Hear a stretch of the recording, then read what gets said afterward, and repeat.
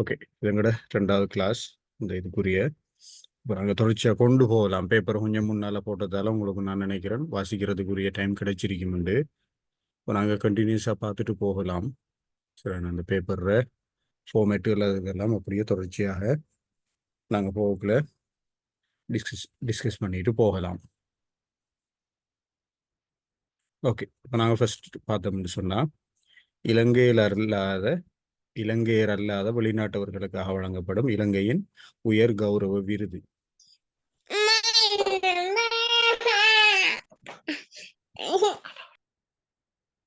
அந்த கொஞ்சம் மியூட்ல போட்டால் பிரயோசனமாக இருக்கும் கிளாஸ். ஓகே, அப்போ இதில் ஏதாவது ஐடியாக்கள் இருந்தால் டிஸ்கஸ் பண்ணலாம். அப்படி இல்லைன்னு சொன்னால் நாங்கள் ஆன்சரை பார்த்துட்டு போகலும்.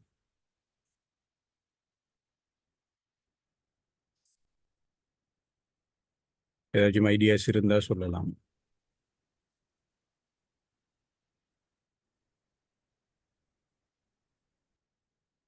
ஓகே, நாங்கள் இதை பார்த்தோம்னு சொன்னால் இதுக்குரிய ஆன்சர் வரும் ஸ்ரீலங்கா ரத்ன. 4th ஆன்சர் சரிதானே? இப்போ இலங்கையை பொறுத்த வரைக்கும் வெளிநாட்டவர்களுக்காக அவங்க இலங்கைக்கு செய்கிற பணிகளுக்காக உதவிகளுக்காக கௌரவமாக வழங்கப்படுற விருது தான் இது. இப்போ இதை இறுதியாக 1999ஆம் ஆண்டு சரியான இலங்கையில யுத்த போர் நிறுத்த கால பகுதிகளில் யுத்த டைமுகளில் இலங்கை அரசாங்கத்துக்கு ஒத்துழைப்பாக இருந்த ஜப்பானை இது செஞ்சு இப்போ ஜப்பான் தூதுவர் யசுஷி அகாசி என்று சொல்லி போட்டு அந்த தூதுவருக்கு இறுதியாக இந்த ஸ்ரீலங்கா ரத்ன விருது வழங்கப்பட்டது. சரிதானே? அப்போ முதலாவதுக்கு 4வது. இப்போ 2வது பார்த்தோம்னு சொன்னால் 2023 நடைபெற்ற உயர்தர பரீட்சை பொறுப்புகளின் அடிப்படையில் 3 பாடங்களிலும் சித்தி அடைய தவறியோரை அதிக வீதத்தில் கொண்டுள்ள மாகாணம். சரி, இப்போ இடையில இப்போ நான் போன கிளாஸ்ல எல்லாம் உங்களுக்கு நான் ரிமைண்டர் பண்ணிப்பேன். Excuse me sir. சொல்லுங்க. பெர்டிகுலர் சைட் ஹெவியான மழையா இருக்குது சார். அதால இப்பதான் ஜாயின் பண்ண நான். முதலாவது ஆன்சர் என்னன்னு சொல்லுங்களேன். முதலாவதுக்கு 4வது ஸ்ரீலங்கா ரத்ன. Okay sir. இல்லை அப்படின்றாலும் ஓகே, உங்களுக்கு ரெக்கார்டிங் போடுபடும் தானே கிளாஸ் முடிய. ஓகே, அப்போ இடையில ஜாயின்ட் ஆறாக்கள் கவலைப்பட தேவையில்லை. ரெக்கார்டிங்கை நான் எப்படியும் பெரும்பாலும் கிளாஸ் முடிய போட்டு விடுவேன், நீங்கள் அதில் ரிப்போர்ட் பண்ணிக்கொள்ளும். சரியானே? அப்போ 2வது பார்த்தோம்னு சொன்னால் லாஸ்டாக ரிசல்ட்ஸ் வெளியாகின 2023ஆம் ஆண்டு A-level பரீட்சை பெறுபவர்களின் அடிப்படையில் அனைத்து பாடங்களிலும் சித்தியடைய தவறியோரை அதிக அளவில் கொண்டிருக்கிற மாகாணம், அதிக வீதத்தில் கொண்டிருக்கிற மாகாணம். சில வேளைகளில் உங்களுக்கு பாடசாலைகள் சம்பந்தமான தரவுகளை ரிப்போர்ட் பண்ணுறதுக்கு வேண்டிய தேவை ஏற்படலாம் கேள்விகளை பொறுத்து.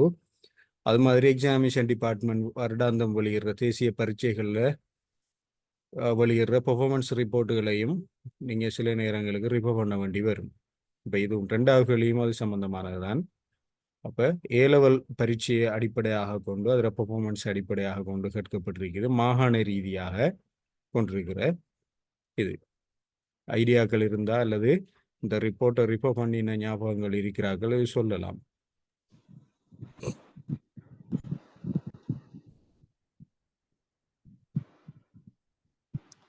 சரி, நாங்கள் பார்ப்போம். அதில் வடமத்திய மாகாணம் தான் அனைத்து பாடங்களிலும் 3 பாடத்திலையும் சித்தியடைய தவறியோரை அதிக வீதத்தில் கொண்டிருக்குது. அதை பார்த்தோம்னு சொன்னால் 12.84 வீதம் சரியான வடமத்திய மாகாணம். அதில் மொத்தம் 14,311 பரீட்சார்த்திகள் தோற்றி 1,838 பேர் அங்கே என்ன செஞ்சிருக்கிறாங்கன்னு சொன்னால் 3 பாடத்திலையுமே சித்தியடைய தவறியவர்களாக காணப்படுறார்கள். இது வீதத்தின் அடிப்படையில். எண்ணிக்கையின் அடிப்படையில் பார்த்தோம்னு சொன்னால் மேல் மாகாணத்தில் தான் 5,877 பரீட்சார்த்திகள் எந்த பாடங்கள்லையுமே சித்தி அடையலைங்கிறது அந்த ரிப்போர்ட் மூலமாக நாங்கள் தெரிஞ்சு கொள்ளக்கூடியதாக இருக்கும். சரி, நான் இப்போ 2வது பார்த்தோம்னு சொன்னால் வடமத்திய மாகாணம். ஓகே, 3வது பார்த்தோம்னு சொன்னால் கல்வி திட்டமிடலுக்கான சர்வதேச அமைப்பு. இந்த அமைப்பானது யுனெஸ்கோட ஒரு பார்ட் இது. சரிதானே? அப்போ இது அமைய பெற்றுள்ள இடம்.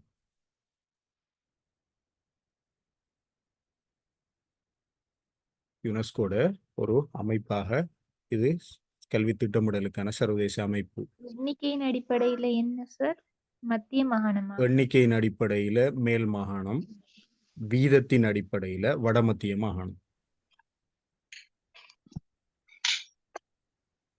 ஓகே, மூன்றாவது கல்வி திட்டமிடலுக்கான சர்வதேச அமைப்பு international institute for education planning.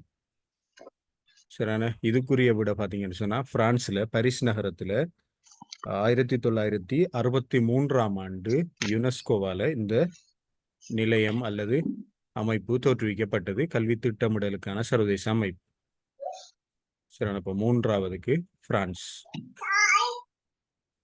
Okay, நாலாவது பார்த்தோம்னு சொன்னா இலங்கையில் அமைக்கப்பட்ட முதலாவது மகளிர் பாடசாலை. Uduvil girls college. இல்ல, நாங்க லாஸ்ட் கிளாஸ்ல பார்த்தோம் இலங்கையில முதலாவது பாடசாலை 1814ஆம் ஆண்டு காலி ரிச்மண்ட் கல்லூரி ஆரம்பிக்கப்பட்டதுன்னு சொல்லி. அப்ப மகளிருக்காக உருவாக்கப்பட்டது சரியான நியூஸ்டேட் கேர்ள்ஸ் காலேஜ் நெகம்பு.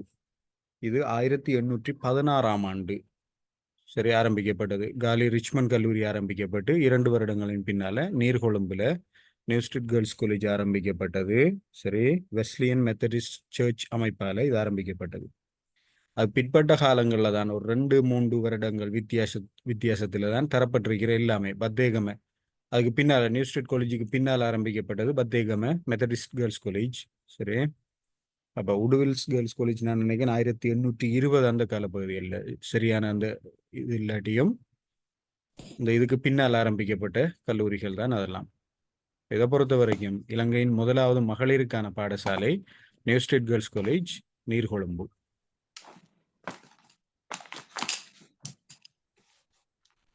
ஓகே, ஐந்தாவது பார்த்தோம்னு சொன்னா சாக் வலய நாடுகளுள் அந்த ஒரு ஆள்ற மைக் மட்டும் கொஞ்சம் மியூட் ஆகாம இருக்கிறதால கொஞ்சம் டிஸ்டர்ப் இருக்கிற அந்த சத்தம். நான் நினைக்கிறேன் நீங்க அந்த ஹேண்ட்ஸ் ஃப்ரீயை அட்ஜஸ்ட் பண்ணக்க அந்த சத்தம் கொஞ்சம் கூடுதலாக வருது. Okay, thank you. அஞ்சாவது பார்த்தோம்னு சொன்னா சார்க் வலய நாடுகளுள் உயர் இணைய பாவனையாளர் விகிதத்தை கொண்டுள்ள நாடு.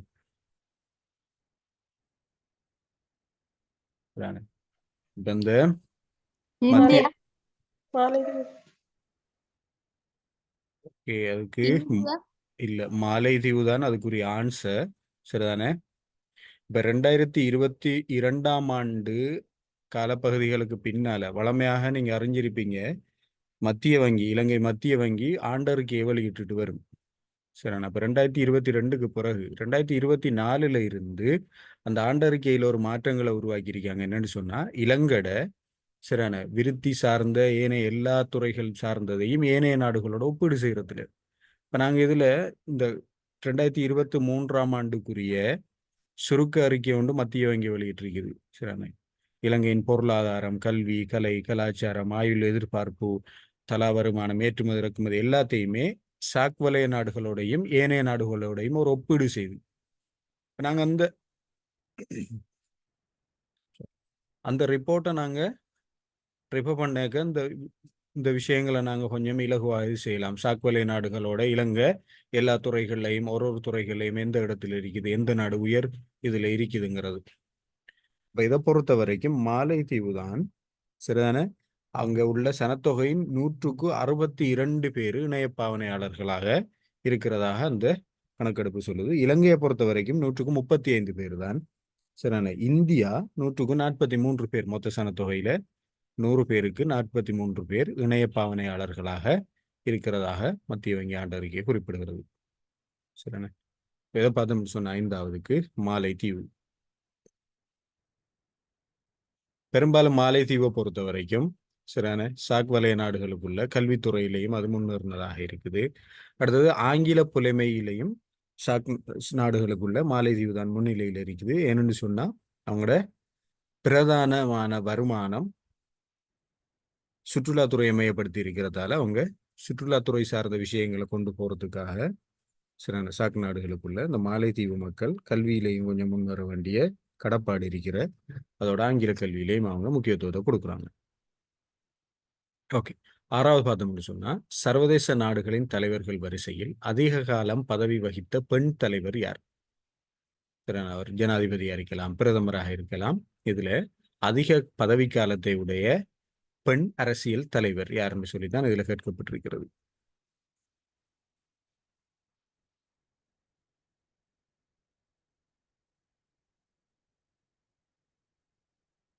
ஐடியா இருக்குதா?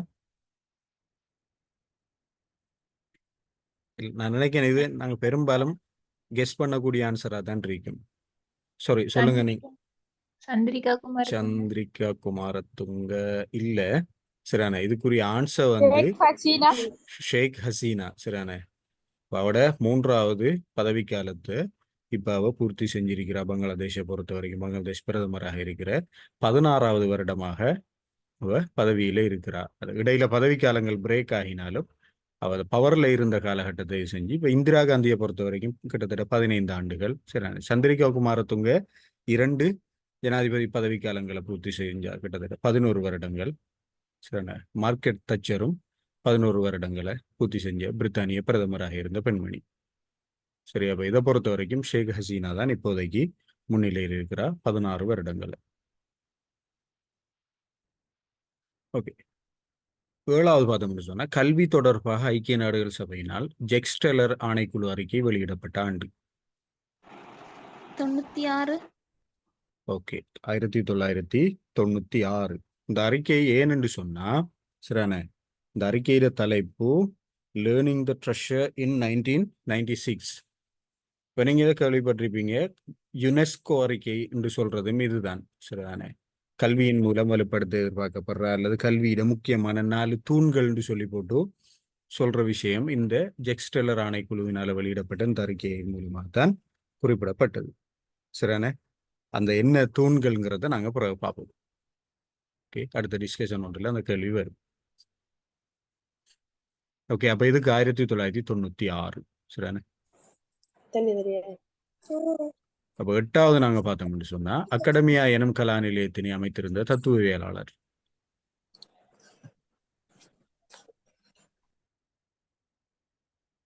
சரி, அகாடமியா ஐடியாஸ் இருந்தா சொல்லலாம்.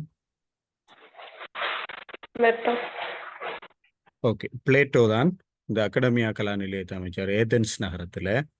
சரிதானே, இப்போ இதை பொறுத்த வரைக்கும் அகாடமியா, இப்போ நீங்க பண்டைக்கால கல்வி வரலாறுகளில் இந்த தத்துவவியலாளர்கள், கீழைத்தேய தத்துவவியலாளர்கள், மேலைத்தேய தத்துவவியலாளர்கள்னு சொல்லி அந்த கேட்டகரியில் வரவங்கள்ட்ட கொஞ்சம் ரிஃபர் பண்ணி கொள்றவங்களுக்கு ஹெல்ப் ஆகிக்கும். சரிதானே, இப்போ பிளேட்டோவை பொறுத்த வரைக்கும் கல்வித்துறை சார்ந்து ஏதென்ஸ் நகரத்தில் பெரிய புரட்சி ஒன்றை ஏற்படுத்தின ஒரு கல்வி தத்துவவியலாளராக கருதப்படுகிறார்.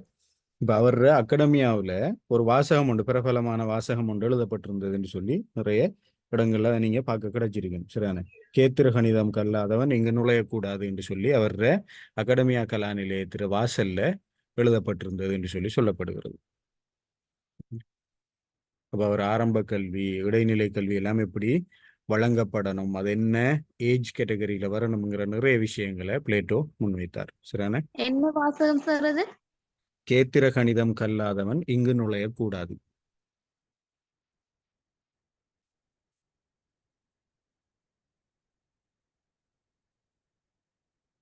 ஓகே, அடுத்தது வளமையான இந்த பேப்பர்ஸ்களில் தொழில்நுட்பம் சார்ந்த வினாக்கள் உள்ளடக்கப்படுறதன் அடிப்படையில் இந்த இது அடிப்படை தொழில்நுட்பம் சார்ந்த வினாக்களை உள்ளடக்கி இருக்கிற. சரியான, இப்போ ஒரு ஆசிரியர் சரி பெரும்பாலும் தகவல் தொழில்நுட்பத்தையும் அறிந்திருக்க வேண்டிய வகிபாகத்தை வகிக்கக்கூடிய ஒரு தொழில் வாண்மைத்துவமாக இன்றைக்கு மாறி வருது ஆசிரியர் பணின்றதால இந்த வினாக்கள் உள்ளடக்கப்படுற. பெரும்பாலும் நீங்க அதுகளையும் பொதுவான தகவல் தொடர்பாடல் தொழில்நுட்பம் சார்ந்த வினாக்களுக்கும் ரெடி ஆகிற எல்லாம் இதுவும் கணனியை இணையத்துடன் இணைப்பதற்கு மிக அவசியமான துணை சாதனமே அது. ஓகே, மொடம். சரிதானே, இது மொடம் என்று சொன்னாலும் இப்ப நாங்க பாவிக்கிற தொலைபேசியா இருந்தாலும் ஹேண்ட்போனா இருந்தாலும் அது ஒரு மொடம். சரி, ரவுட்டராக இருந்தாலும் ஒரு மொடம், டொங்குலாக இருந்தாலும் ஒரு மொடம். அந்த விஷயங்களை நாங்கள் கொஞ்சமே செஞ்சு வச்சுக்கிட்டா சரி. இப்போ இதில் லேண்ட்லைனில் யூஸ் பண்ணுற ஆட்களுக்கு சந்தேகங்கள் இருக்கலாம். சரியான, லேண்ட்லைனும் ஒரு மொடம் தான். ரைட், அப்போ மொடம்ங்கிறது தான் அடிப்படையான ஒரு டிவைஸ். ஓகே, 10வது பார்த்தோம்னு சொன்னால் இலங்கை அதிபர் சேவை மற்றும் இலங்கை ஆசிரியர் சேவை போன்றன வரைவிட்ட சேவையாக பிரகடனப்படுத்தப்பட்ட ஆண்டு. க்ளோஸ்ட் சர்வீஸ், இது கேள்விப்பட்டிருப்பீங்கன்னு நினைக்கிறேன் பெரும்பாலும். சரியான, வரைவிட்ட சேவை என்ன, க்ளோஸ்ட் சர்வீஸ் அல்லது இதை மூடிய சேவை என்றும் சொல்லுவாங்க. சரியான, லிமிடெட் பத்தியா? ஓகே, சரியான, இது க்ளோஸ்ட் சர்வீஸ் என்னன்னு சொன்னா ஏனைய அரச துறைகள் மாதிரி இல்லாம இதுக்குரிய ஆட்சேர்ப்பு, சரியான பதவி உயர்வு, பிரமாண குறிப்பு எல்லாம் தனித்தனியாக இதுல இது செய்யறது. சரியான சம்பள உயர்ச்சி தொடர்பான விஷயங்கள் எல்லாமே இது ஏற்கனவே அது ஒரு ஓப்பன் சர்வீஸாக இருந்தது, வரைவிட்ட சேவையாக இல்லை. சரியான நாங்கள் தொடர்ச்சியாக டிஸ்கஸ் பண்ணக்குள்ள அந்த வரைவிட்ட சேவைண்டா என்ன அதில் விளக்கங்களை பார்க்கலாம். இப்போ இதை பொறுத்த வரைக்கும் உங்களுக்கு கிளியர் இல்லாமல் இருந்தால் 10ஆவதுக்கு பார்த்தீங்கன்னு சொன்னால் 2021 ஆண்டு ஆகஸ்ட் 30 இருந்து சரியான 2021 ஆகஸ்ட் 30 இருந்து கல்வி அமைச்சினால சரி க்ளோஸ்ட் சர்வீஸாக அதிபர் சேவை, ஆசிரியர் சேவை போன்ற தனித்தனி சேவைகளாக மூடிய சேவைகளாக பிரகடனப்படுத்தப்பட்டது. 2022 ஆண்டு ஜனவரி 12 வெளியிடப்பட்ட அதிவிசேட வர்த்தமானி மூலம் 2021 ஆண்டு தொடக்கம் இது ரெண்டுமே வரைவிட்ட சேவையாக பிரகடனப்படுத்தப்பட்டது.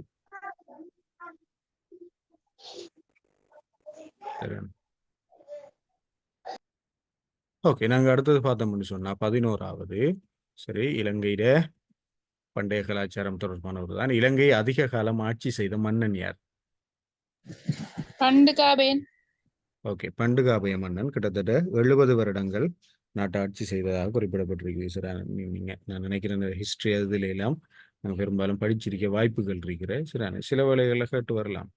இதில் நீங்கள் போட்டி பரீட்சைகளுக்கு ரெடி ஆகிறேன்னு சொன்னால் அண்மை காலத்தில் நடந்த ஆசிரியர் போட்டி பரீட்சை அறிக்கலாம் அல்லது கல்வித்துறை சார்ந்த போட்டி பரீட்சைகளில் உள்ள பேப்பர்களில் பல்துறை சார்ந்து ஒரு அந்த வினாக்கள் எடுக்கப்பட்டிருக்கிறது அவதானிக்கக்கூடிய ஒரு இதை நீங்கள் கவனிச்சு கொள்ளையிலும். சரிண்ணே, அதெல்லாம் கொஞ்சம் தேடல்களை அதிகரித்தா நல்லா எக்ஸாமை ஃபேஸ் பண்ணுறதுக்கு கான்ஃபிடென்ஸாக இருக்கும். ஓகே, 12ஆவது பார்த்தோம்னு சொன்னால் தற்போது அதிக கல்வி கோட்டங்களை கொண்டுள்ள மாகாணமாக அமைவது.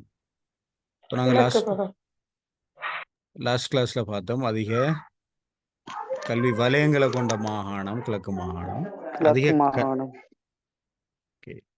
அதிக கல்வி கோட்டங்களை கொண்ட மாகாணமும் கிழக்கு தான். சரிதானே, அப்போ கிழக்கை பொறுத்த வரைக்கும் 48 கல்வி கோட்டங்கள் காணப்படுகிறது. சரிதானே, இப்போ வலயங்களும் கிழக்கு மாகாணத்தில் தான் கூட. மாவட்டம் என்று பார்த்தோம்னு சொன்னா அதிக கல்வி கோட்டங்களை கொண்டுள்ள மாவட்டம் 2 மாவட்டங்கள் கொண்டிருக்கு. சரிதானே, ஒன்று அனுராதபுரம், இன்னொன்று குருநாகல. இல்ல, அம்பாறை வராது. சரிதானே, அப்ப அதிக கல்வி கோட்டங்களை கொண்டுள்ள மாவட்டங்கள் தலா 22 கோட்டங்களை கொண்டிருக்குது, அனுராதபுரமும் குருநாகலையும். சரிதானே, அப்ப இதை நீங்களே செய்யலாம். கல்வி அமைச்சால வெளியிடுற வருடாந்த சென்சஸ் ரிப்போர்ட்ல இது தொடர்பான தகவல்கள் எல்லாம் இருக்கிறது. இப்ப வரைக்கும் 2022 தானே சார்? என்னன்னு சொன்னா ஒரு வருஷத்துக்கு முந்தினது அடுத்த வருஷத்துல தான் வரும். அப்ப 2023 2024 தான் வரும். இன்னும் வழியாக இல்ல. இன்னும் வழியாக அப்ப 2022 ரிப்போர்ட் படி தான் இப்ப பார்க்கணும். எக்ஸாம் நடக்கும் வரைக்கும் வழியாக இல்லைன்னு சொன்னா எங்களுக்கு எல்லாம் அப்டேட் தகவல்களுமே 2022 ஆண்டு தான். Okay sir.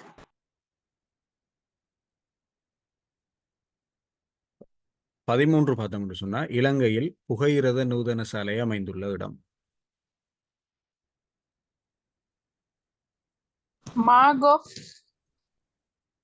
இல்ல, இப்படியான கேள்விகள் எல்லாம் நான் இந்த கேள்வியை டைப் பண்ணக்கே நினைச்சேன். நாங்கள் பெரும்பாலும் மாகோண்டு நினைப்போம். என்னன்னு சொன்னா அது ஒரு பெரிய ரயில்வே ஸ்டேஷன் அப்படி இப்படின்னு சொல்லி சொல்றேன். அந்த கெஸ்ஸிங்ல செய்யக்கூடிய வினாக்கள் ஒரு சில வினாக்கள் இப்படி வரும்.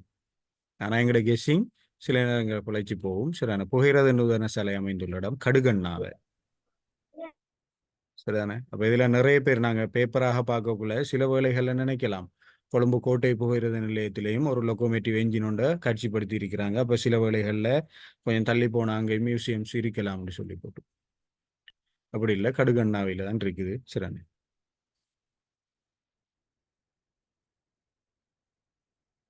ஓகே. 14ஆவது பார்த்தோம்னு சொன்னா தலா ஆழ்வீத வருமானம் கூடிய செல்வந்த நாடுகளில் முன்னிலையில் இருக்கும் நாடு.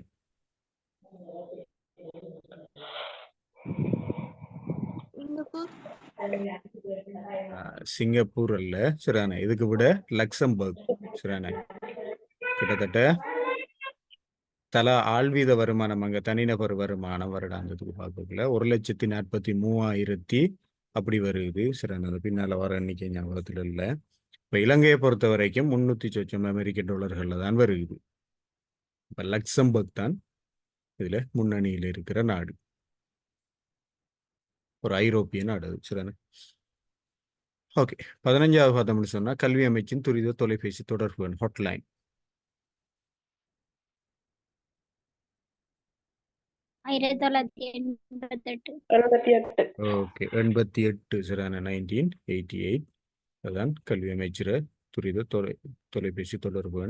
இப்போ நீங்கள் இப்போ இந்த கல்வித்துறை சார்ந்த நிறுவனங்கள் ஹாட்லைன்களை ஞாபகத்தில் வச்சிட்டு இருக்கிற உங்களுக்கு உதவியாக இருக்கும். 19 29 சில வேளைகளில் கேட்கப்படலாம். சிறுவர் துஷ்பிரயோகம் சம்பந்தமான சிறுவர் சார்ந்த குற்றங்கள் அறிவிக்கிறதுக்கு மற்றது பரீட்சை திணைக்களத்துறது சரியான கல்வி அமைச்சிறது இப்படியான இந்த ஹாட்லைன்களை கொஞ்சம் ஞாபகம் வச்சிருக்கிறோம் உங்களுக்கு உதவியாக அமையும். ஓகே. 16வது பார்த்தோம்னு சொன்னா இலங்கையின் தற்போதைய கல்வி ராஜாங்க அமைச்சர் சுரேன் ராகவன். இலங்கையை பொறுத்த வரைக்கும் என்னன்னு சொன்னா இது உயர்கல்வி ராஜாங்க அமைச்சர் தானே சார் சுரேன் ராகவன். ஆமா. அருணாச்சலம் அரவிந்த் குமார். ஓகே. அரவிந்தகுமார் சரிதானே? இப்ப நான் அதான் சொல்ல வந்த இலங்கையை பொறுத்த வரைக்கும் அடிக்கடி மாறுற விஷயங்கள்ல விலை உண்டு, அமைச்சர்கள் உண்டு. சரிண்ணா? அப்ப அது நிலையானதாக இருக்காது. சில வேளைகள் எங்களுக்கு குழப்பங்கள் வரலாம். ஏண்டா ராதாகிருஷ்ணனும் கல்வி ராஜாங்க அமைச்சராக இருந்தவர். இப்ப அரவிந்தகுமார். சுரேன் ராகவன் உயர்கல்விக்கு பொறுப்பாக இருக்கிற ராஜாங்க அமைச்சர். சரிதானே? அப்போ இந்த மினிஸ்டர் சம்பந்தமா செக்ரட்டரி சம்பந்தமா சில வேளைகளில் கேட்கலாம்ங்கிறதுல தான் இந்த வினாக்கள் உள்ளடக்கப்படுற. மற்றது கல்வித்துறை சார்ந்த எங்களோட அப்டேஷனை பரிசோதிக்கிறதுக்கும் நாங்கள் கொஞ்சம் அரசியல் சம்பந்தமான அப்டேஷனை கொஞ்சம் அடிக்கடி பார்த்து கொள்ளணும். அமைச்சர்கள் மாறிடுவாங்க அதுக்கிடையில. சரிதானே? அப்போ கல்வி ராஜாங்க அமைச்சராக இருக்கிறவர் இப்ப அரவிந்தகுமார். ஓகே. 17 பயன்பாட்டுவாத கல்வி தத்துவத்தை முன்வைத்த கல்வியலாளர் யார்? கிளாஸ்ல நாங்க பார்த்தோம் இயற்கைவாத கல்வி தத்துவம் ரூசோட. இப்ப பயன்பாட்டுவாத கல்வி தத்துவம் பிராக்மலிசம் சரிதானே? அல்லது அது கருவிவாதம் என்றும் சொல்றது சரிதானே? John Dewey. Okay. John Dewey சரிதானே? இவர கல்வி தத்துவமானது ஒட்டுமொத்தமாக கத்தோலிக்க மதம் சார்ந்த நம்பிக்கைகளுக்கு எதிராகவும் சரிதானே ரூசோட இயற்கைவாத கல்வி தத்துவத்துக்கு எதிராகவும் காணப்பட்டது. இப்போ நீங்கள் அடுத்தடுத்த லெவல்ஸுக்கு போகக்குள்ளே தொடர்பான விஷயங்களாக இருந்து கொள்வது உங்களுக்கு பிரயோசனமானதாக இருக்கும். சரிதானே? இப்போ இவர் இந்த ஜோன் டூயி இந்த கல்வி தத்துவத்தை முன் வச்சதால அவர் நாடு கடத்தப்பட்டார். அவர் நாட்டை விட்டு அடித்து துரத்தப்பட்டாருங்கிற வரலாறு எல்லாம் இருக்கிறது. ஓகே. 18வது பார்த்தோம்னு சொன்னா தேசிய பொதுக்கல்வி சான்றிதழ் பரீட்சையினை இடைநிலை கல்வியில் அறிமுகப்படுத்திய கல்வி சீர்திருத்தம்.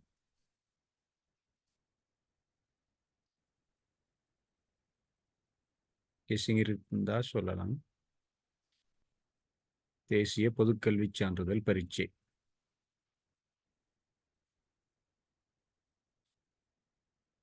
சரிதானே? இந்த பரீட்சையானது 9ஆம் ஆண்டுக்கு பிறகு 9ஆம் ஆண்டு பாஸ் ஆகிற அந்த டைமுக்கு நடத்தப்பட்ட ஒரு பரீட்சை.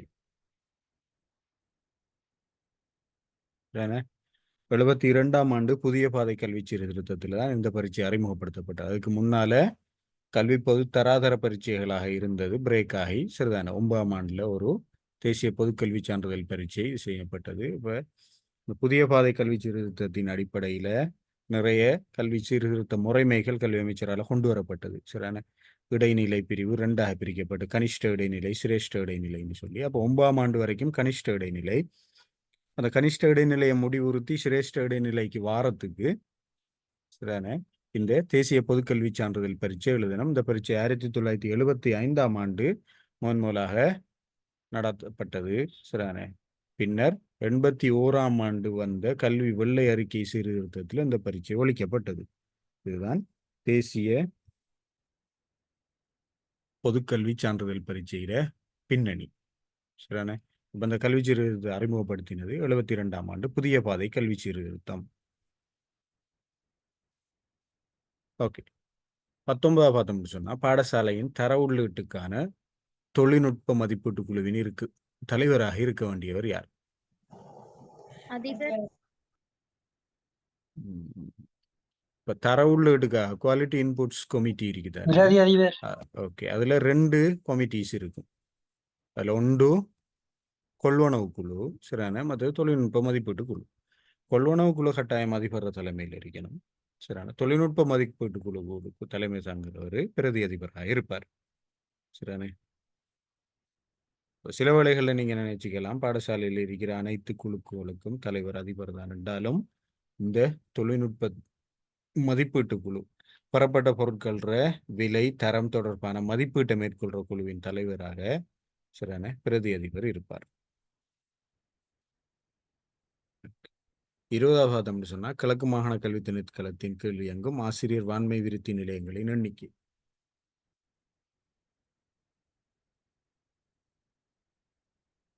ஆசிரியர் வான்மை விருத்தி நிலையங்கள் தொடர்பாக அறிஞ்சிருப்பீங்க முழங்கல்ல.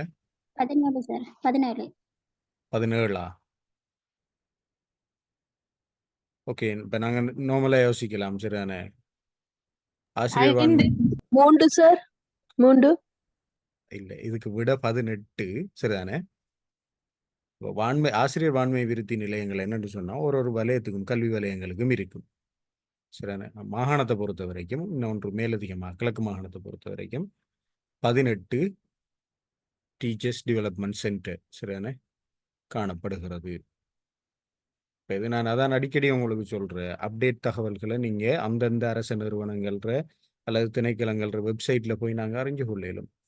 இப்போ கிழக்கு மாகாண கல்வி தொடர்பான விஷயங்களை 2 விதமாக கிழக்கு மாகாண கல்வி திணைக்களத்துக்கு தனியான ஒரு வெப்சைட் ஒன்று இருக்குது, அதில் நாங்கள் போகலாம் சரிதானே. அதோட சேர்த்து கிழக்கு மாகாண கல்வி அமைச்சர் விடயங்களை கையாளுறதுக்கும் ஒரு வெப்சைட் ஒன்று இருக்குது, அதுலேயும் போனால் பெரும்பாலும் மாகாண கல்வி திணைக்களம் மாகாணத்துடைய கல்வி நிலை அது தொடர்பான விஷயங்களை எங்களுக்கு ரிப்போர்ட் பண்ணி கொள்றதுக்கு இலகுவாக இருக்கும். பெரும்பாலும் மாகாணங்கள் மையப்படுத்தி வர வினாக்கள்ல மாகாணங்கள பெர்ஃபார்மன்ஸ் சம்பந்தமானதுகள் வரும் சரியான. இறுதியாக நடந்த உயர்தர பரீட்சையில முதலிடம் பெற்றிருக்கு கிழக்கு மாகாணம், அது தொடர்பான விஷயங்களும் சில வேளைகளில் கேட்டு வரலாம், வீதங்கள் கேட்டு வரலாம், எண்ணிக்கைகள் கேட்டு வரலாம் சரியான. அது சம்பந்தமான விஷயங்களையும் நாங்கள் கொஞ்சம் ரெடி பண்ணியிருக்கிறோம், எங்களுக்கு கான்ஃபிடென்ஸாக எக்ஸாமை ஃபேஸ் பண்ணுறதுக்கு ஹெல்ப்ஃபுல்லாக இருக்கும். இப்போ இதுக்கு விட 18 ரைட். ஓகே, இப்போ 20 கேள்விகளுக்கு பின்னால சுருக்கமான விடை எழுதக்கூடிய எங்கிட்ட தேடல்களை கொஞ்சம் பரவலாக்க வேண்டிய ஒரு கேள்விகளாகத்தான் இதெல்லாம் உள்ளடக்கப்பட்டிருக்கிற சரியான. இப்போ இதில் முதலாவது பார்த்தோம்னு சொன்னேன் சாரி, இப்போ இதில் இந்த மேலே பார்த்த MCQ 20லையும் ஏதாவது குழப்பமானது அல்லது ஆன்சர் கிளியர் பண்ண வேண்டியது ஏதாவது இருந்தால் சொல்லலாம், அல்லது நாங்கள் தொடர்ந்து பார்க்கலாம்.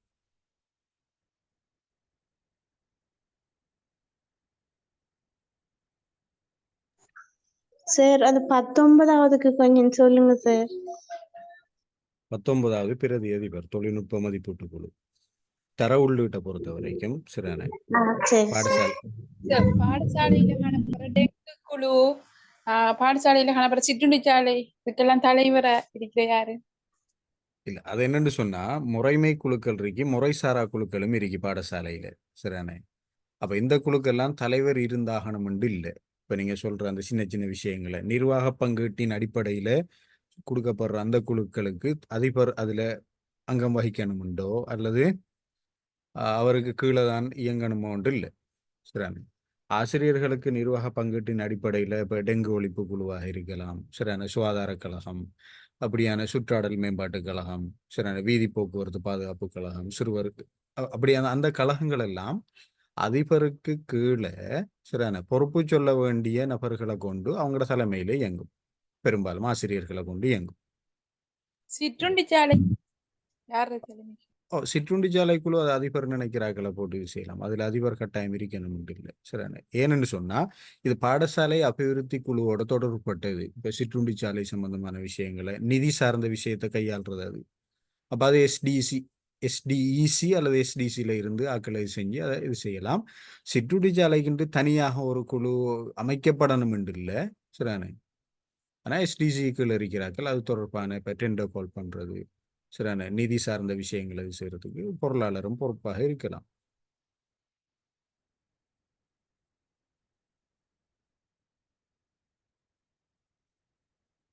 ஓகே, அப்போ இந்த பாடசாலைகளில் இருக்கிற அந்த முறை சார்ந்த குழு முறைமை சாரா குழுக்களை நீங்கள் கொஞ்சம் ப்ரிப்பேர் பண்ணிக்கொள்கிற நல்ல. அப்போ அந்த எல்லா குழுக்களுமே அதிபருக்கு கீழே வரணும் இல்லை, நிதி கையாளர்கள் மற்ற பொறுப்பு சொல்லல்கள் கூடின அந்த விஷயங்கள் கட்டாயம் அதிபருக்கு கீழே இருந்தாகணும்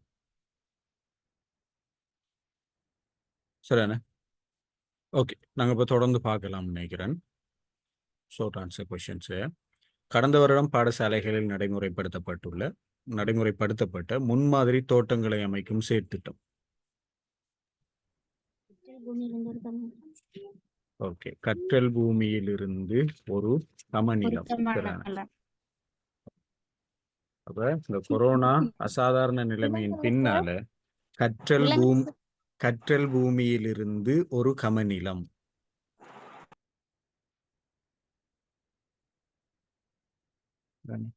அப்ப இந்த கொரோனாவுக்கு பின்னால பாடசாலைகள்ல புதிய புதிய செயற்திட்டங்கள் எல்லாம் அறிமுகப்படுத்தப்பட்டது கல்வி அமைச்சால. சரிதானே. அப்ப அதுல மாணவர்களை வைத்து ஆக குறைந்தது மாணவர்களை விடுமுறை காலத்துல புத்தகங்கள் எழுதுறதுக்கான ஒரு ப்ரொஜெக்ட் உண்டு கல்வி அமைச்சால கொண்டு வரப்பட்டு அது ஒரு போட்டி முறைமையில நடந்தது. சரிதானே. அது மாதிரி பாடசாலையில முன்மாதிரி தோட்டங்களை அமைக்கிறது. இதற்கு முன்னால பாத்தீங்கன்னு சொன்னா மைத்ரிபால சிறிசேன ஜனாதிபதியாக இருந்த காலப்பகுதியில் பேண்தகு பாடசாலை அபிவிருத்தி திட்டம் என்ற ரீதியில இந்த விஷயங்களுக்கு தனித்தனி தலைப்புகளின் கீழே இப்போ உணவு உற்பத்தி மேம்பாட்டு திட்டம், சரியான இப்படி நிறைய சுற்றாடல் மேம்பாட்டு திட்டம், இப்படியான நிறைய திட்டங்கள் எல்லாம் நடைமுறைப்படுத்தப்பட்ட இது உண்டு. அப்போ அதுலேயும் இந்த உணவு உற்பத்தியிலையும் தோட்டங்கள் அமைக்கிறது இருந்தது. அதுக்கு பின்னால 2022-23 காலப்பகுதிகளில் தான் இந்த கற்றல் பூமியிலிருந்து ஒரு கமநிலம்ங்கிற திட்டம் கல்வி அமைச்சால நடைமுறைப்படுத்தப்பட்டது. சரிதானே.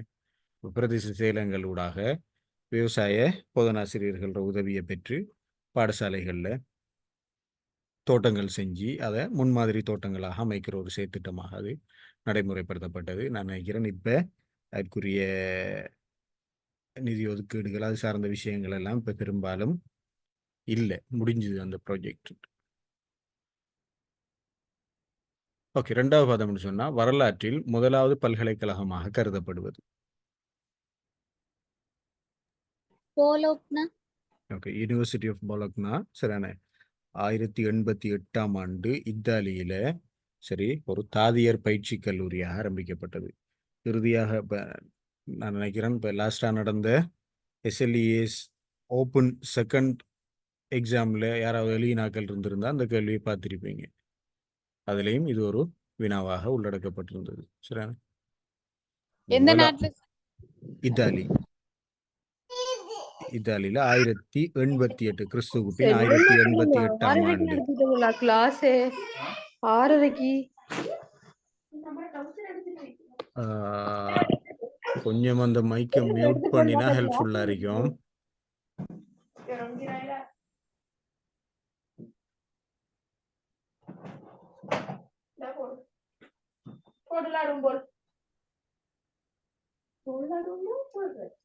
ஓகே, நாங்க தொடர்ந்து கொண்டு போவோம், பார்ப்போம். சவுண்ட் கிளியரா இல்லைண்டா சொல்லுங்க, திரும்ப நான் சொல்றேன்.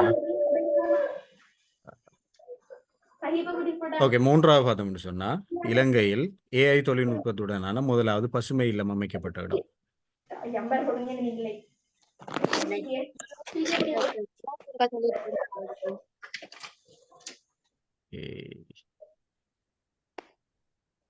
கொஞ்சம் அந்த எனக்கு ஒரே நேரத்துல இதையும் ஹேண்டில் பண்ணி கொள்ள இல்லாம இருக்கிறேன், இல்லாட்டி நான் மியூட் பண்றதுக்கு சரி கடும் இறைச்சல் இருக்கிறது. சரி, மூன்றாவது பார்த்தோம்னு சொன்னா AI தொழில்நுட்பத்துடனான முதலாவது பசுமை இல்லம் அமைக்கப்பட்ட இடம். இப்ப இது அண்மையில நடந்த ஒரு மாற்றம். சரிதானே. நெலும்தெனிய கேகாலையில நெலும்தெனியங்கிற இடத்துல அமைக்கப்பட்டது. ஜனாதிபதி தலைமையில் அது திறந்து வைக்கப்பட்டது. சரிதானே. அப்ப இது நெலும்தெனிய கேகாலை. இப்ப நாலாவது பார்த்தோம்னு சொன்னா அதிக எண்ணிக்கையிலான நோபல் பரிசினை வென்றுள்ள குடும்பம். சரியான. இப்போ நோபல் பரிசுகளை பொறுத்த வரைக்கும் ஒரு குடும்பம் தொடர்ச்சியாக நிறைய நோபல் பரிசுகள், அந்த குடும்பத்திலிருந்து நிறைய எண்ணிக்கையான நோபல் பரிசுகள், கிட்டத்தட்ட 5 நோபல் பரிசுகள் வென்றிருக்குது ஒரு விஞ்ஞானியோட குடும்பமே.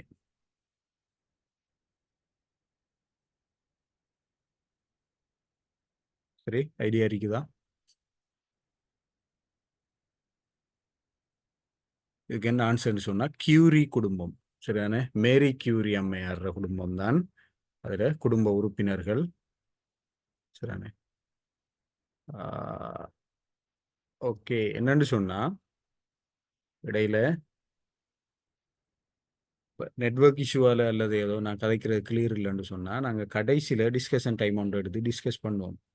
எனக்கு இப்போ அந்த கிளாஸை கண்டினியூ பண்ணிக்கிட்டு சட்டில் வர மெசேஜ்களையும் படிக்க கொஞ்சம் கஷ்டமாக இருக்கிறேன். சரிண்ணே?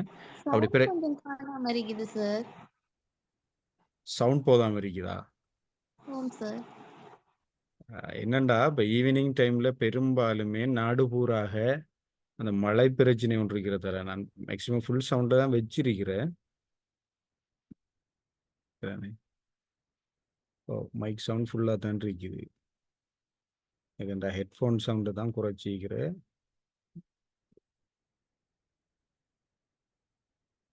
இப்போ ஓகே சவுண்ட்? Okay sir.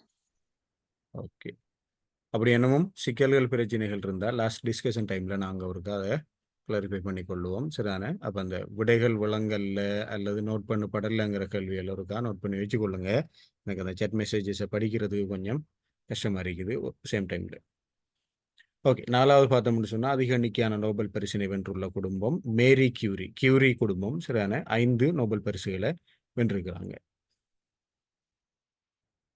சரி, 5வது பார்த்தோம்னு சொன்னால் இலங்கை வரலாற்றில் கல்வி அமைச்சராக பணியாற்றிய முதல் பெண்மணி யார்?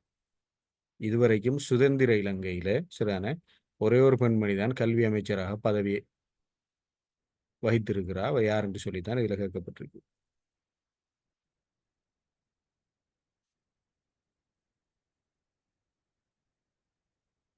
கெஸ்ஸிங் ஏதாவது இருக்குதா?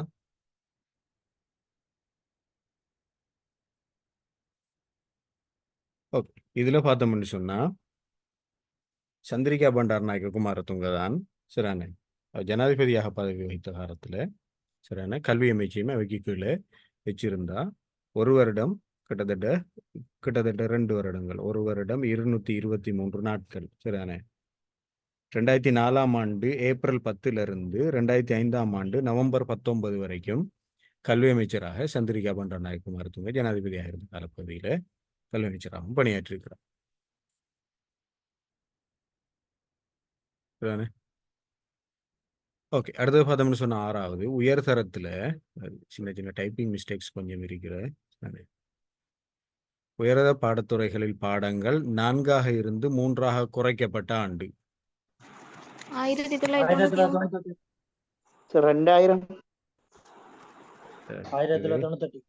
2000 சாரி கொஞ்சம் அந்த இருக்கிற 1998ஆம் ஆண்டு சரிதானே உயர்தர வகுப்புகளுக்கான கலைத்திட்டம் ஒன்று புதிதாக அறிமுகப்படுத்தப்பட்டது. அப்போ அதில் தான் சரிதானே உயர்தரத்துக்கான நிறைய மாற்றங்கள் முன்மொழியப்பட்டது. சரிதானே 1998 நிறைய மாற்றங்கள். பொது ஆங்கிலம் ஒரு பாடம் அறிமுகப்படுத்தப்பட்டது. பொது சாதாரண தர பரீட்சைக்கான முன்மொழிவுகள் செய்யப்பட்டது அதில் சரிதானே. அப்போ நிறைய இணைந்த பாடங்கள், இந்த 3 பாடங்கள் சேர்ந்து பயாலஜியாகவும் சரிதானே கணிதங்கள் எல்லாம் சேர்ந்து இணைந்த கணிதமாகவும் புதிய பாடங்கள் அறிமுகப்படுத்தப்பட்டது. எல்லாமே அந்த 1998 செப்டம்பர் மாதம் உயர்தர வகுப்புகளுக்காக முன்வைக்கப்பட்ட கலைத்திட்டத்தில் தான் இந்த மாற்றங்கள் எல்லாம் குறிப்பிடப்பட்டது. சரிதானே? ஓகே, 7வது பார்த்தோம்னு சொன்னா இலங்கை தேசிய கல்வி நிர்வாகம் உருவாக்கப்பட்ட சட்ட மூலம்.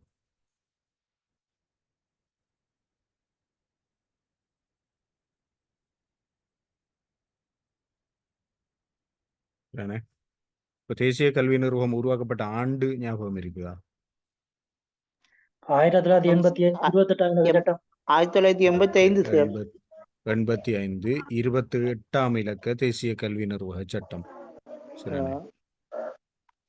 ஓகே, அப்போ 1985 28ஆம் இலக்க தேசிய கல்வி நிர்வாக சட்டம் தான் உருவாக்கப்பட்டது. சரிதானே? கிட்டத்தட்ட தேசிய கல்லூரி தேசிய கல்வி நிர்வாகம் எல்லாம் அண்மை காலங்களில் நடந்த இதுன்றதால சில வேளைகள் எங்களுக்கு குழப்பம் வரலாம். அதில் கொஞ்சம் வேறுபடுத்தி ஞாபகப்படுத்தி வச்சோம்டா. ஓகே, சரிதானே?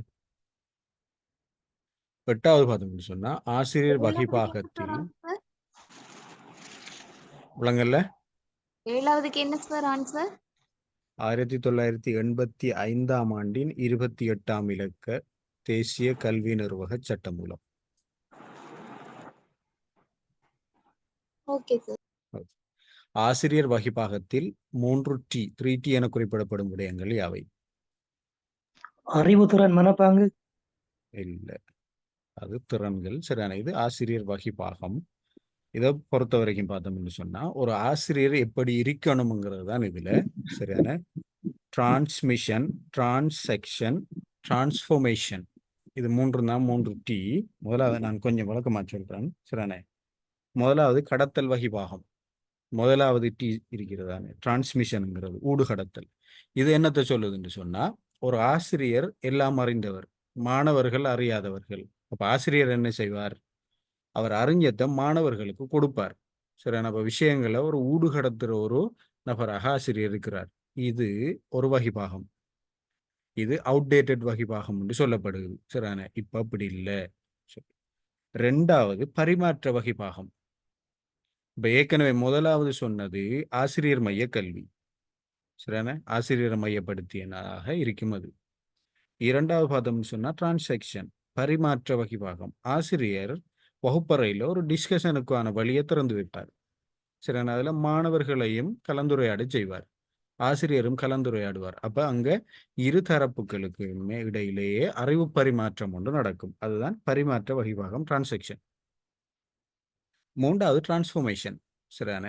ஆசிரியர் இப்ப ஆசிரியர் இல்லை, அவர் ஒரு ஃபெசிலிட்டேட்டர், ஒரு வசதிப்படுத்துனர். அப்ப அவர் என்ன செய்யறாரு? ஆசிரியர் ஆசிரியராக இருந்து வசதிப்படுத்தினராக உருமாறுறார்.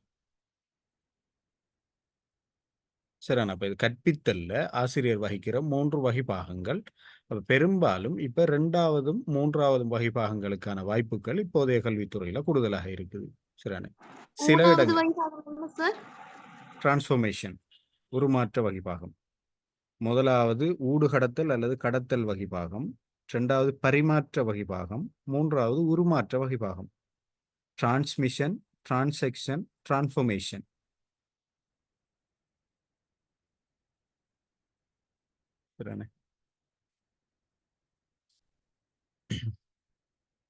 ஓகே. நாங்கள் 9ஆவது பார்த்தோம்னு சொன்னா பாடசாலைகளுக்கு சீருடை, பாடநூல் போன்ற பௌதீக வளங்களை விநியோகிக்கும் பொறுப்பினை கொண்டுள்ள கல்வி நிர்வாக அலகு யாது?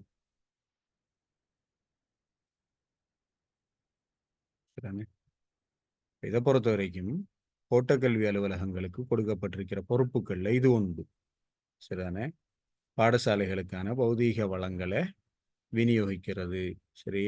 இப்படியான விஷயங்கள் எல்லாம் கோட்டக்கல்வி அலுவலகங்கள். இப்ப கல்வி நிர்வாக ஒழுங்கமைப்புன்னு ஒன்று இருக்கிற, நாங்கள் போன கிளாஸ்ல பார்த்தோம், பாடசாலைக்கு உள்ளுக்கு இருக்கிற கல்வி நிர்வாக ஒழுங்கமைப்பு. அதிபர் தலைமையில் அதிபர், பிரதி அதிபர், பகுதி தலைவர், ஆசிரியர், வகுப்பாசிரியர், மாணவ தலைவருங்கிற ரீதியில் இருக்கும்.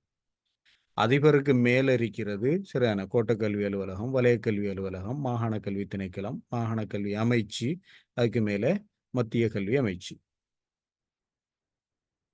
இப்ப அதுல பாடசாலைக்கு கிட்டிய நிர்வாக இருக்கிற கோட்டக்கல்வி அலுவலகத்துல பொறுப்பு சரியான பாடசாலைகளுக்கு தேவையான, மாணவர்களுக்கு தேவையான பௌதீக வளங்களை விநியோகிக்கிற பொறுப்பு. ஃப்ரீ புக்ஸ், ஃப்ரீ யூனிஃபார்ம், இப்படியான விஷயங்கள் எல்லாம் ஹேண்டில் பண்ற நிர்வாக கோட்டக்கல்வி அலுவலகங்கள் தான் காணப்படும்.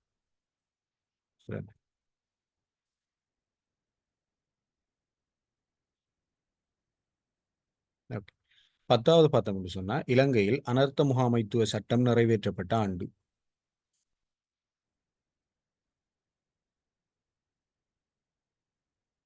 ஐடியா இருக்குதா? 2007. இலங்கையில் அனர்த்த முகாமைத்துவ சட்டம் 2005ஆம் ஆண்டு நிறைவேற்றப்பட்டது. சரியான. 2004 சுனாமி அனர்த்தத்தின் பின்னால் அனர்த்த முகாமைத்துவ சட்டம் இலங்கையில நிறைவேற்றப்பட்டது 2005ஆம் ஆண்டு. கடந்த வருடம் டைட்டானிக் கப்பலின் சிதைவுகளை பார்வையிட சென்று வெடித்து சிதறிய நீர்மூழ்கி கப்பல் யாது? இப்ப அந்த நீர்மூழ்கி கப்பல்ங்கிறத விட அது ஒரு சப்மெரின் கேப்சியூல்னு சொல்றாங்க. சரியான. எப்படியுமே தமிழாக்கம் செய்யல. நீர்மூழ்கி கப்பல் கேப்சியூல இது செஞ்சா இந்த டியூப் குழு சென்று தான் வரும். அதால நீர்மூழ்கி கப்பல் என்று போட்டிருக்கிற. பரபரப்பாக ஒரு 5 நபர்கள் சேர்ந்து வெடித்து சிதறி இது செஞ்சதுன்னு சொல்லி போட்டு சொல்ற விஷயம்தான். அந்த கப்பல் பேரை தான் கேட்டிருக்கிறதுல.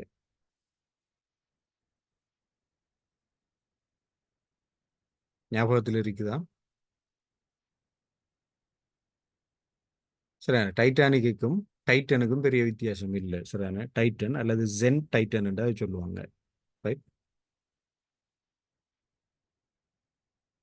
இது கடந்த வருடம் ஒரு பேசு பொருளாக காணப்பட்ட ஒரு விஷயம் இடத்தால் அது உள்ளடக்கப்பட்டிருக்கு. ஓகே. 12வது பாதம் சொன்னார் சனத்தொகை வீதத்திற்கேற்ப அதிகளவான அரச ஊழியர்களை கொண்டுள்ள நாடு.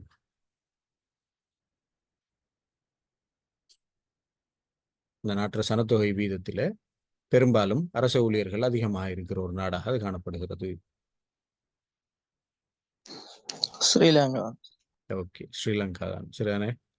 இப்போ நிறைய விடுமுறைகளையும் நிறைய அரசு ஊழியர்களையும் கொண்டிருக்கிற நாடாக இலங்கை காணப்படுகிறது சர்வதேச ரீதியில்.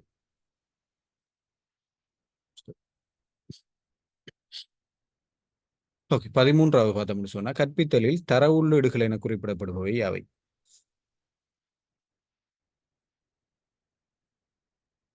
தர உள்ளீடு கற்பித்தல்ல குறிப்பிடப்படுறது என்ன அப்படின்றா? கற்பித்தல் கருவி சாதனங்கள். ஓகே, கற்பித்தல் துணை சாதனங்கள். சரிதானே? இப்ப இது அது என்ன வடிவத்திலையும் இருக்கலாம். நாங்க வகுப்பறை கற்பித்தலை மேம்படுத்துறதுக்காக சரிதானே பயன்படுத்துகிற எந்த ஒரு துணை சாதனமுமே தர உள்ளீடாகத்தான் இருக்கும். அது இலத்திரனியல் சாதனமாக இருக்கலாம் அல்லது பாரம்பரியமான ஒரு சாதனமாக இருக்கலாம், ஒரு பேப்பராக, ஒரு பென், சரிதானே, ஒயிட் போர்டு, அப்படி இப்படியான விஷயங்கள் எல்லாமே கற்பித்தல் துணை சாதனங்கள் அல்லது தர உள்ளீடுகள் என்று சொல்லி குறிப்பிடப்படுகிறது. சரிதானே? ஓகே.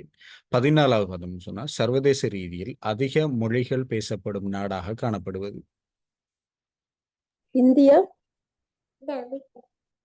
இல்ல, இதை பொறுத்த வரைக்கும் பப்புவா நியூகினி. சரிதானே? பப்புவா நியூகினியில கிட்டத்தட்ட 840 மொழிகள் பேசப்படுகிறது. 840 ஒரு சிறிய நாடு, அதுல 840 மொழிகள் அடையாளம் காணப்பட்டிருக்குது, பேசப்படுகிறது என்று சொல்லி போட்டு. ஏனென்றா அங்க நிறைய பழங்குடியினர் இருக்கிறதால அப்ப அவங்க ஒரு ஒரு பிராந்தியத்துக்கு, ஒரு ஒரு இனத்துக்கு, ஒரு ஒரு குலத்துக்கு தனித்தனி மொழிகள் என்ற ரீதியில இது செய்யறாங்க. அப்ப 840க்கு மேற்பட்ட மொழிகள், அறிக்கைகள் சொல்லுது 840 உறுதிப்படுத்தப்பட்ட மொழிகள்னு சொல்லுவாங்க பப்புவா நியூகினி.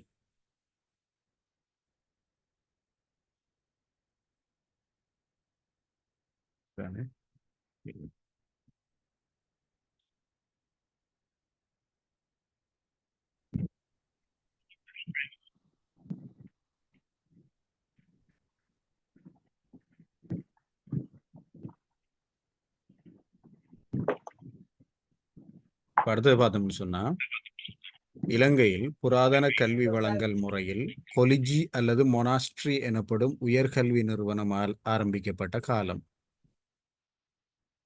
இப்ப இலங்கட புராதன கல்வி வரலாற்றை பொறுத்த வரைக்கும் சரியான இந்த காலனித்துவ ஆட்சிகளுக்கு முன்னால இந்த கொலிஜி அல்லது மொனாஸ்ட்ரிங்கிற உயர்கல்வியை வழங்குற நிறுவனங்கள் காணப்பட்டதாக சொல்லப்படுகிறது. அது எந்த காலம்னு சொல்லி தான் இதில் கேட்கப்படுது.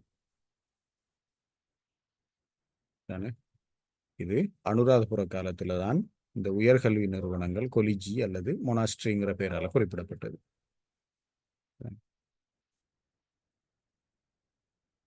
சரி, 16வது பார்த்தோம்னு சொன்னா 2023ஆம் ஆண்டு நடைபெற்ற ஆசிய தடகள சாம்பியன் போட்டிகளில் 400 மீட்டர் ஓட்ட நிகழ்ச்சியில் தங்கப்பதக்கம் வென்ற இலங்கையின் தடகள வீராங்கனை யார்?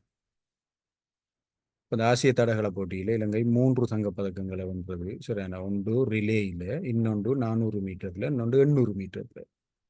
அப்ப 400லையும் 800லையும் 2 வீராங்கனைகள் வென்றிருந்தாங்க. இதுல 400 மீட்டர்ல வென்றவர் ஐடியா இருக்குதா?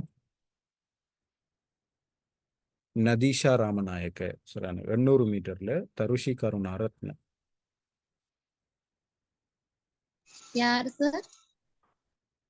நதீஷா ராமநாயக்க. இதுக்குரிய விட நதீஷா ராமநாயக்க 400 மீட்டர் ஓட்ட நிகழ்ச்சியில தங்கப்பதக்கம் வென்ற இலங்கையின் தடகள வீராங்கனை நதீஷா ராமநாயக்க.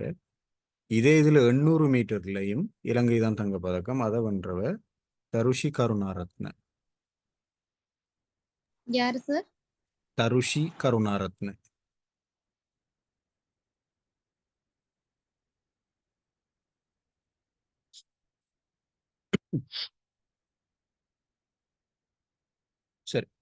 தொடர்ச்சியா நாங்கள் 17வது பார்த்தோம்னு சொன்னா கல்வி மதிப்பீட்டில் திரண்ட மதிப்பீடு எனப்படுவது யாது?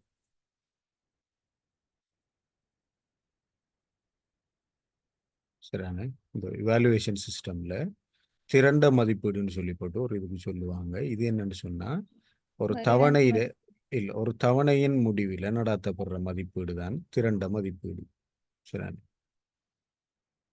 இப்ப இலங்கை கல்வித்துறை பொறுத்த வரைக்கும் இந்த தவணை மதிப்பீடுகள் தான் இதா இருக்கிறதால சரியான இப்ப திரண்ட மதிப்பீடுங்கிறது ஒரு தவணையின் இறுதியில நடாத்தப்படுற மதிப்பீடு, பரீட்சை, கணிப்பீடு இதுவாகவும் குறிப்பிடப்படலாம். இப்ப தவணையின் முடிவில் நடாத்தப்படும் மதிப்பீடு. ஓகே 18வது பார்த்தோம்னு சொன்னா சர்வதேச ரீதியில் தகவல் தொழில்நுட்பத்திற்காக பிரபலம் அடைந்துள்ள இடம். சர்வதேச ரீதியில பிரபலமான இடம் அமெரிக்காட கலிபோர்னியா மாநிலத்தில் இருக்கிற சிலிக்கன் வெல்லி, சிலிக்கன் பள்ளத்தாக்குன்னு சொல்லி சொல்றோம். சரியான இந்தியாவை பொறுத்த வரைக்கும் இந்தியாவின் தகவல் தொழில்நுட்ப நகரம் சொல்லி சொல்றது எது? பெங்களூர். சரியான இலங்கையை பொறுத்த வரைக்கும் சரியான நகரம் ஒன்று இல்லாட்டியும் தகவல் தொழில்நுட்பத்திற்காக பிரபலம் அடைந்து அது சார்ந்த ஆராய்ச்சிகளுக்காக பிரபலம் அடைந்த இடமாக பல்கலைக்கழகமாக மொரட்டுவை பல்கலைக்கழகம் காணப்படுது.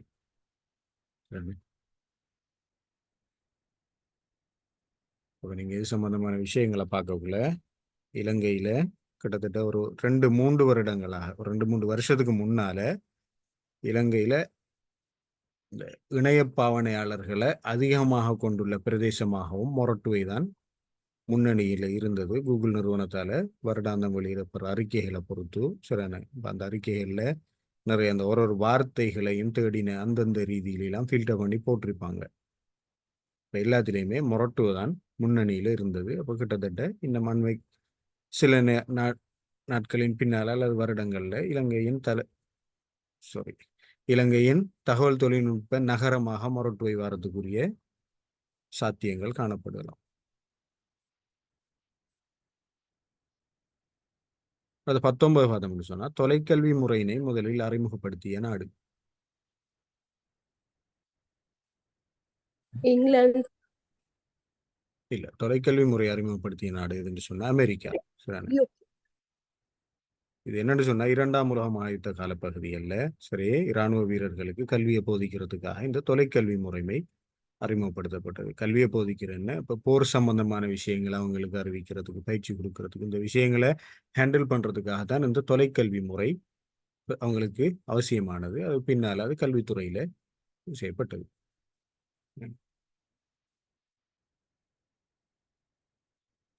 அடுத்த பார்த்தோம்னு சொன்னா 20வது இலங்கை கல்வி சேவைகள் ஆணைக்குழு அமைக்கப்பட்ட ஆண்டு. 1994. இல்ல சரியான கல்வி ஆணைக்குழு வேற, கல்வி சேவைகள் ஆணைக்குழு வேற. கல்வி சேவைகள் ஆணைக்குழுவை பார்த்தோம்னு சொன்னா 2016ஆம் ஆண்டு இலங்கை அரசியலமைப்புல 56வது அத்தியாயத்தின் 1ஆம் பிரிவின் அடிப்படையில ஆணைக்குழுக்கள் ஒரு சில ஆணைக்குழுக்கள் தோற்றுவிக்கப்பட்டது. சரியான அதன் அடிப்படையில சரி பப்ளிக் சர்வீஸ் கமிஷனுக்கு கீழே கல்வி சேவைகள் ஆணைக்குழு 2016, 10, 19 சரியான 2016ஆம் ஆண்டு 10ஆம் மாதம் 19ஆம் தேதி 1989ஆம் ஆண்டு 27ஆம் இலக்க வர்த்தமானியின் அடிப்படையில் உருவாக்கப்பட்டது. சரி அந்த கல்வி சேவைகள் ஆணைக்குழு தான் இப்போதைக்கு கல்வித்துறை சார்ந்த நியமனம் மற்ற விஷயங்கள் எல்லாம் ஹேண்டில் பண்றதுக்கான பொறுப்பளிக்கப்பட்ட நிறுவனமாக இந்த கல்வி சேவைகள் ஆணைக்குழு காணப்படுகிறது. எத்தனையாம் ஆண்டு சார் அது? 2016 89 27ஆம் இலக்க வர்த்தமானியின் அடிப்படையில் 1989 27 சரி.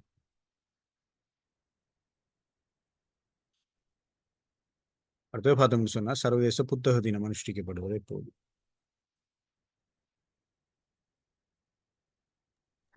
ஏப்ரல் 23. ஏப்ரல் 23. ஓகே, ஏப்ரல் 23 சரியான சர்வதேச புத்தக தினம். நான் பெரும்பாலும் ஏதோ கல்வித்துறை சார்ந்த ஒரு சில தினங்களை ஞாபகம் வச்சிருக்கிறது எங்களுக்கு ஹெல்ப்பாக இருக்கும். 21க்கு என்ன சார்? சார் 21க்கு 22வது புலங்கல்ல 21 சார். சாரி, அதை விட்டுட்டேன் என்ன சரியா. இலங்கை ஆசிரியர் சேவை உருவாக்கப்பட்ட ஆண்டு 21வது. சரியானே, இலங்கை ஆசிரியர் சேவை உருவாக்கப்பட்ட ஆண்டு 1994. ஓகே, 94 தான் இலங்கை ஆசிரியர்கள் ஒரு சேவைக்கு கீழே கொண்டு வரப்பட்ட அதற்கான பிரமாண குறிப்புகள்லாம் உருவாக்கப்பட்டது. இப்போ நாங்கள் லாஸ்ட் கிளாஸ்ல பார்த்தோம் ஆசிரியர் ஆலோசகர் சேவை உருவாக்கப்பட்ட ஆண்டு. இப்போ இதில் ஆசிரியர் சேவை உருவாக்கப்பட்ட ஆண்டு 1994.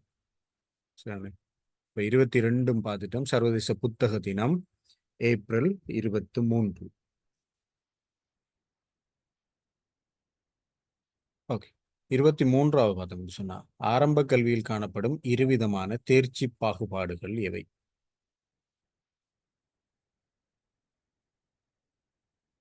இந்த தேர்ச்சி மைய கலை திட்டம் அறிமுகப்படுத்தப்பட்டதன் பின்னர் ஆரம்ப கல்வியில இந்த தேர்ச்சியை அடிப்படையாக கொண்ட விஷயங்கள் கூடுதலாக பார்க்கப்படுது.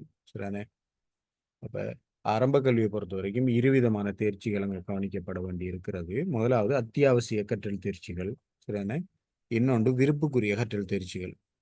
இந்த அத்தியாவசிய கற்றல் தேர்ச்சிகள்ங்கிறது ஆரம்ப கல்வியில் இருக்கிற 3 பிரிவுகள்லையும் கட்டாயமாக நடைமுறைப்படுத்தப்பட வேண்டியது. ஆரம்ப கல்வியில் இருக்கிற 3 பிரிவுகளும் என்ன?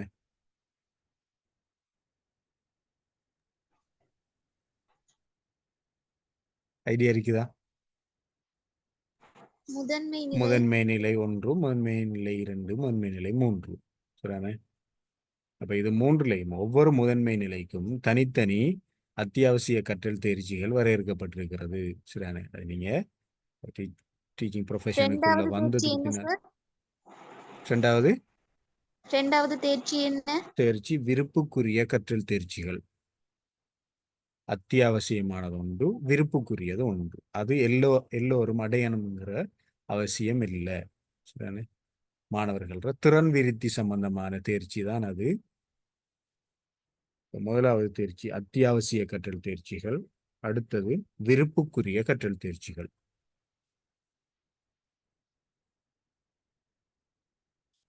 ஓகே, 24 பார்த்தோம்னு சொன்னா தரம் 5 வகுப்புகளுக்கான புலமை பரிசில் பரீட்சையினை அறிமுகம் செய்த கல்வி அமைச்சர் யார்?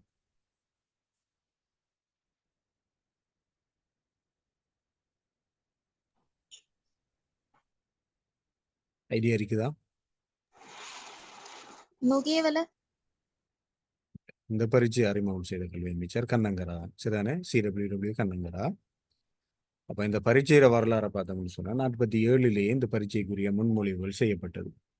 சரிதானே, 47ஆம் ஆண்டே மாணவர்களுக்கு உதவி வழங்குற அடிப்படையில அவங்கள பாடசாலைகளுக்கு அனுமதி செய்கிற அந்த அடிப்படையிலேயே இந்த புலமை பரிசில் சம்பந்தமான முன்மொழிவுகள் இந்த கல்வி அமைச்சர் சார் சொல்லுங்க.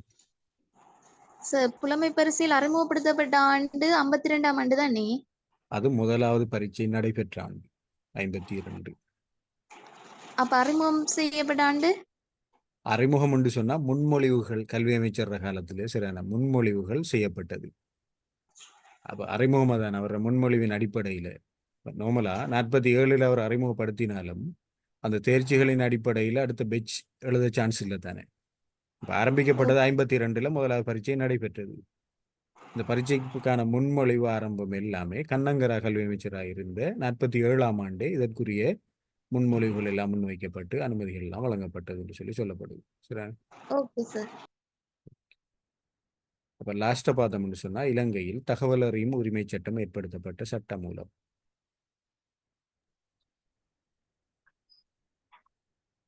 சார் ஆண்ட கேக்குறாங்களா? இல்ல, சட்டமூலம் தான் கேட்குது. சட்டமூலத்துல ஆண்டும் வரும். 2016 ஜூன் 24 அப்படி வருமா? 2016ஆம் ஆண்டின் 12ஆம் இலக்க சட்டம்.